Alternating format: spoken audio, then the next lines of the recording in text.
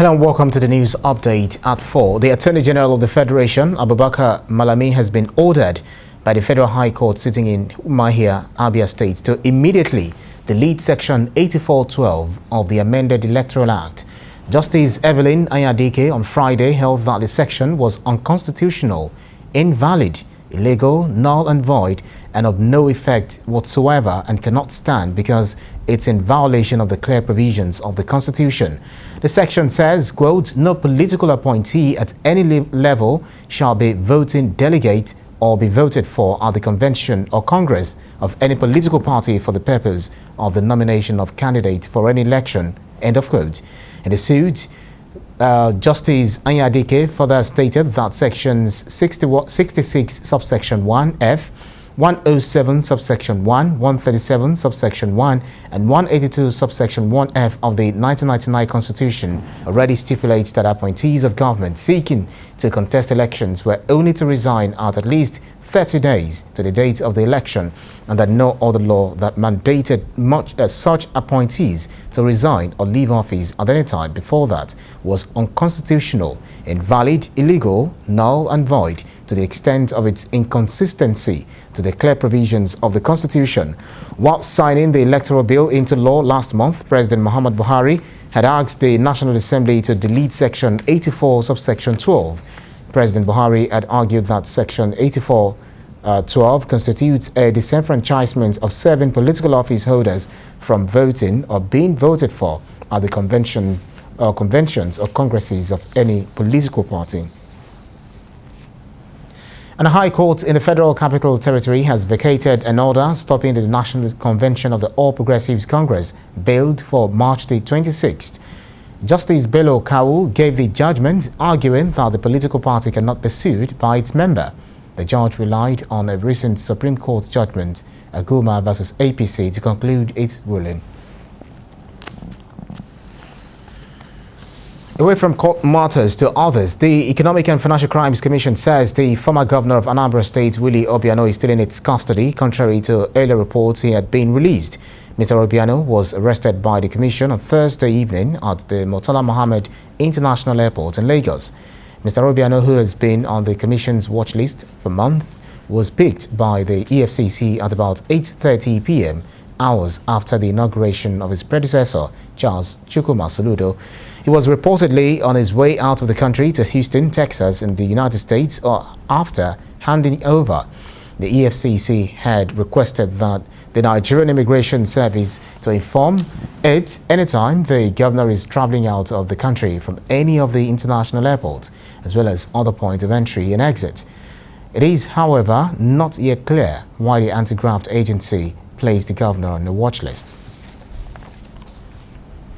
Let's take you to the northeast, where no fewer than 448 temporary shelters have been razed by fire at the government girls' secondary school IDP camp in Mafa local government area of Borno State. The inferno also destroyed foodstuffs and other valuable items worth millions of naira. A statement by the information unit of the local government revealed no life was lost or injury sustained as a result of the inferno. It assured of the council's assistance and promised to report the incident to higher authority for immediate intervention.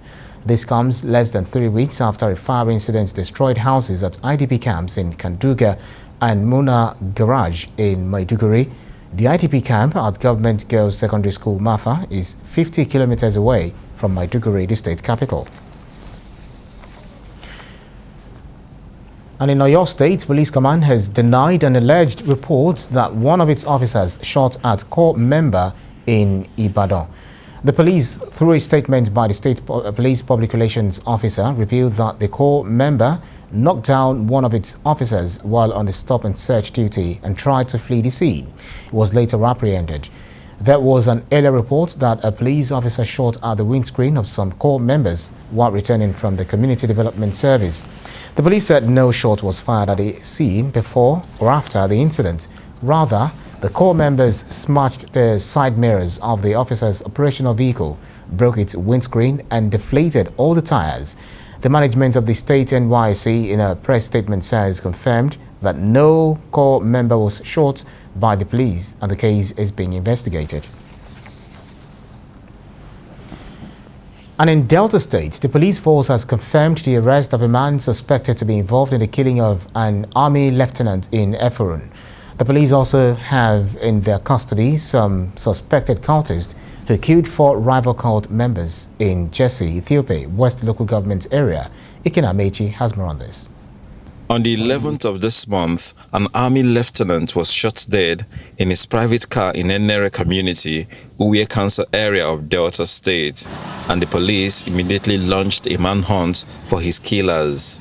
Today, the police commissioner in the state, during a parade of suspects, which include suspected cultists, kidnappers, armed robbers, speaks more about the death of the young military officer. We had a bad incident where a lieutenant, the ops officer of Nigerian Army based in Warri, was shot at the wee hours of that night.